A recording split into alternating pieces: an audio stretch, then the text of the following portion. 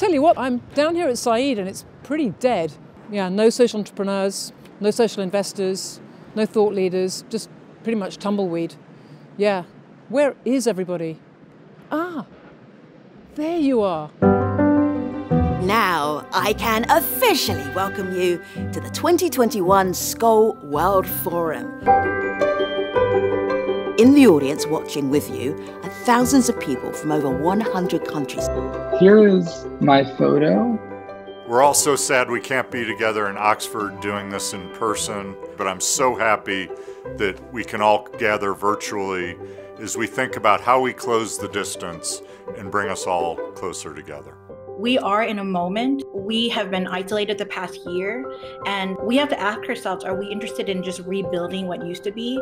Are we interested in real transformation? We unfortunately have waited so long to address some of these fundamental issues that the cost of action is actually now lower than the cost of inaction. And I think COVID is a clear example of that. When the pandemic hit, we knew who would be most impacted, but we did not have a voice on the advisories, on the councils, on the committees, on the task forces. We have to remind countries that they have a commitment to pursue universal health coverage and that they should live up to that commitment. There's some 2.5 billion people, largely in the poorer countries, that probably won't see a vaccine shot until 2023. How can we use this moment to build a more just medicine system? I believe that there is such a thing as inclusive capitalism, and that capitalism does not inherently intensify inequity and exploitation. We know that a thriving society is driven by a common interest. An economic system should be oriented to respond to the needs, desires, and longings of human beings. Con mucho coraje, con mucha fuerza, con mucha rabia, empecé a luchar. We believe fundamentally that women are the leaders that we have been waiting for. When women are in charge, you often see a more inclusive approach as they seek to engage across the spectrum.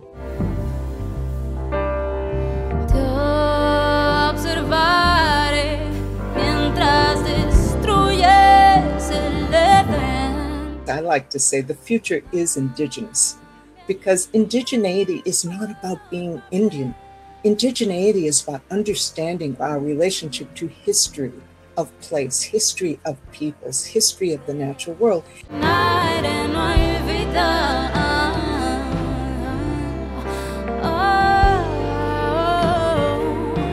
This particular session will focus on a fundamental truth.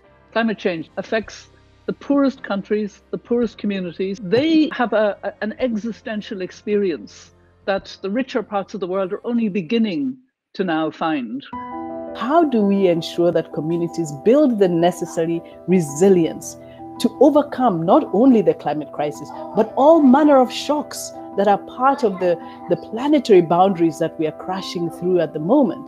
And building that sort of resilience requires that we put in the hands of local leaders the wherewithal, financial and otherwise, to do what they need to do. So often we talk about moving forward, we talk about the next big technology. And the truth is that we actually have to go back to our roots and with that connection with Mother Earth. In today's world, a lie told 1,000,000 times becomes a fact. Without facts, you can't have truth.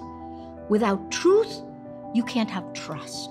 Without any of these three, democracy as we know it, and beyond that, all meaningful human endeavor becomes impossible. You really are putting some extraordinary theory into practice. I think the government need to trust the people.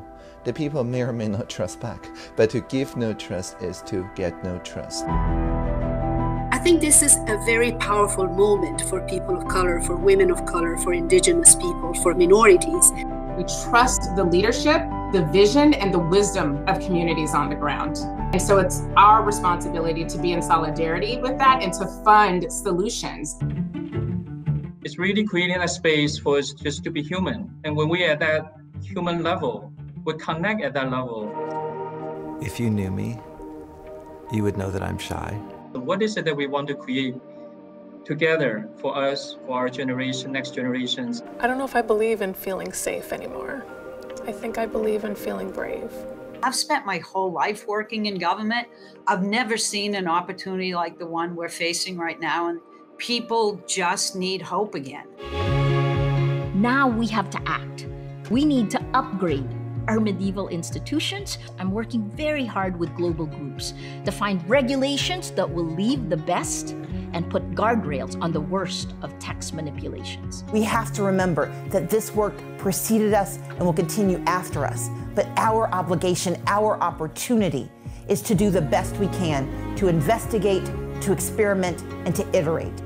I'm actually optimistic because we are in the middle of this paradigm shift. A new world is within our imaginative powers. I think this is the moment for us to radically reimagine what is possible when people are able to fully embrace and operate in the space of their power. Our stories are what connect us. It doesn't matter the color of your skin or where you come from. We don't tell enough of the stories about the people that we need to be hearing from right now. I think back to what you said earlier, our need to kind of raise our collective expectations about taking care of one another. Charity and philanthropy seems about the redemption of the giver, when philanthropy should be about the liberation of the receiver. How do we value success on philanthropy? By lifting the lives of people up.